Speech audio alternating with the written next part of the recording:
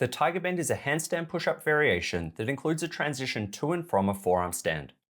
Before trying the tiger bend, I recommend you can do at least 5 freestanding handstand push-ups and comfortably hold a forearm stand for 20 seconds. Being able to do the 90-degree push-up is also helpful, as it will allow you to catch lower with the transition. The tiger bend starts with the negative phase of a handstand push-up until the head is just off the floor.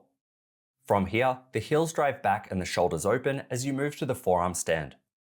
The body will shift from diagonal to vertical during this stage. Following this, the motion reverses as you angle the body and catch on your hands. Finally, the concentric phase of a handstand push-up completes the movement. Aim to keep a hollow body position whenever your weight's on your hands.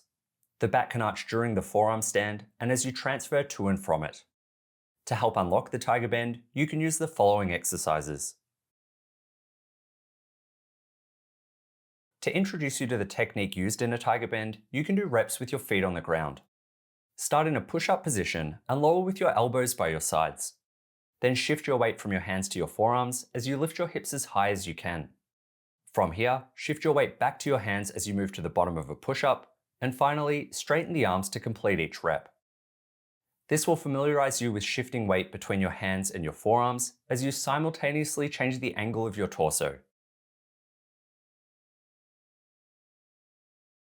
What separates the tiger bend from the standard handstand push-up is the transition to and from the forearms. You can hone in on this portion by practicing it in isolation. This will mean you're less fatigued than when trying to integrate a handstand push-up. Start in a bent arm handstand and drive your heels back as you shift to the forearms. Your shoulders should open and your body should move from diagonal to vertical as you do this. From here, shift your weight back to your hands as the body angles. Initially, you can do this by bending the knees and kicking the legs. As you become more proficient, keep the legs straight and try to reach a hollow body position when you catch on your hands.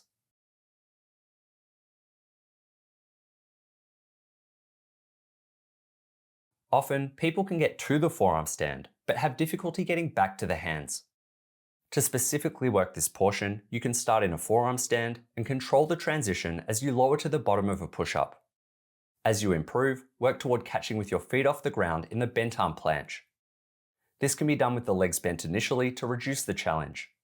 As you become consistent with catching in the bent arm planche, you can work toward catching higher in the bottom of a handstand push-up.